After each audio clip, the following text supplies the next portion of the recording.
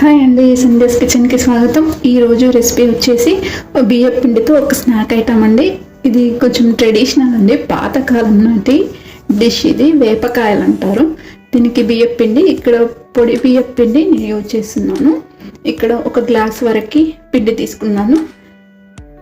ఇందులో మన రుచికి తగినంత కారం వేసుకోవాలండి. ఇక్కడ ఒక టేబుల్ స్పూన్ వరకు కారం వేస్తున్నాను. అలాగే ఒక అర టేబుల్ స్పూన్ వరకు ఉప్పు వేస్తున్నాను.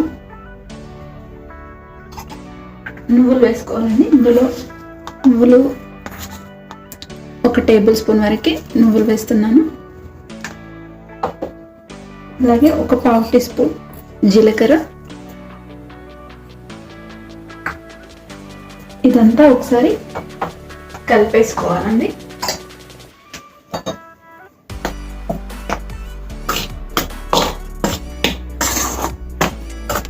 ఇలా కలుపుకున్న తర్వాత ఇందులో వేడి నీళ్ళు వేసుకోవాలి. ఇందులో కొంచెం ఒక పావు కప్పు వరకు నూనె వేసుకోవాలండి. నూనె అయినా వేసుకోవచ్చు, నెయ్యి అయినా వేసుకోవచ్చు. నేను ఇక్కడ నూనె వేస్తున్నాను వేడి చేసుకొని. ఇప్పుడు దీన్ని ఒకసారి మిక్స్ చేసుకున్నాము.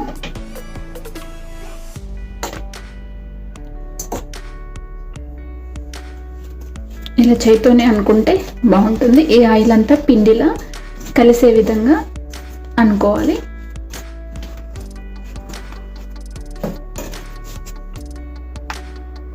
ఇలా ఒకసారి పిండినంతా కలుపుకున్నాం కదా, ఇందులో వేడి నీళ్ళు వేసుకోవాలండి. నేను ఇక్కడ ఒక హాఫ్ కప్ వరకు తీసుకున్నాను. కొన్ని వేసుకుంటూ కలుపుకొని చూసుకోవాలండి. మరీ మెత్తగా కలుపుకోవద్దు, పిండి గట్టిగా కలుపుకోవాలి. వేడి నీళ్ళు వేసాం కదా, స్పూన్తో కలుపుకోవాలి. దీన్ని చపాతీ ముద్దలా కలుపుకోవాలండి. చూడండి, ఇలా కలిపేసుకున్నాం కదా. ఇంకా కొన్ని ఇందులో వాటర్ పడతాయండి, కొన్ని వాటర్ వేసుకోవచ్చు. పూర్తిగా వేడి అవసరం కదండి, కొంచెం చల్లటి వాటర్ కూడా పోసుకోవచ్చు. వేడి నీళ్ళతో ఫస్ట్ కలుపుకున్న తర్వాత ఇలా పడితే చల్లటి నీళ్ళు కూడా వేసుకోవచ్చు.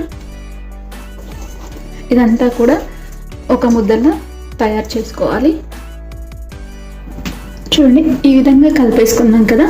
ఇప్పుడు కొంచెం ఇలా పిండి తీసుకుంటూ, కొంచెం చిన్నగా పిండి తీసుకుంటూ ఇలా చేతి మీద ఇలా అంటూ ఇలా రౌండ్స్ చేసుకొని ఇలా పొడవులా చేసుకోవాలన్నట్టు. మనకు ఎగ్ ఏ షేప్ ఉంటుందో అలా చేసుకోవాలి. అన్నీ కూడా ఈ విధంగా చేసుకుంటూ ఉండాలి. మధ్య మధ్యలో కొంచెం చేయికి అతుక్కోకుండా నూనె పెట్టుకుంటూ చేసుకోవాలండి.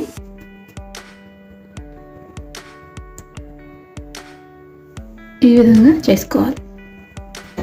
ఇంతే సైజ్ చేసుకోవాలంటే దీనికి చిన్నగా పెద్దగా అనేది ఏమి ఉండదు, ఇదే సైజ్ అనేది ఉంటుంది.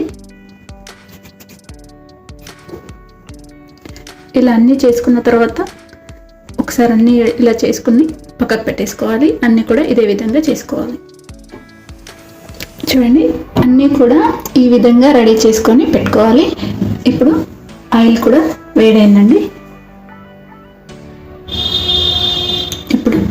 ఆయిల్ వేడైంది కదా, ఇవి ఇందులో వేసుకుందాము.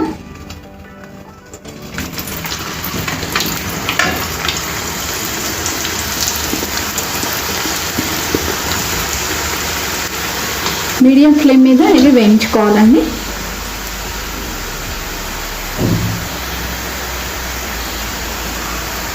ఇవి కొంచెం వేగాక కలిపేసుకోవాలి. ఇవి ఇప్పుడు ఒకసారి ఇలా కలిపేసుకోవాలండి. కరెక్ట్గా మనకు వేగుతాయి.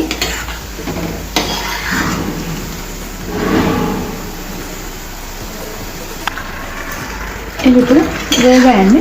ఈ ప్లేట్లోకి తీసేసుకుందాము. ఇలా బ్రౌన్ కలర్ వచ్చే వరకు మనం వేయించుకోవాలి. స్టవ్ ఆఫ్ చేసేసుకొని తీసుకోవాలండి వీటి ప్లేట్లోకి.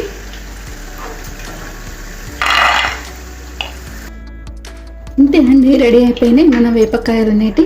ఇలా ఉంటాయి. నూనెలో ఫ్రై చేసిన తర్వాత చాలా క్రిస్పీగా ఉంటాయండి. పిల్లలు కూడా చాలా ఇష్టంగా తింటారు.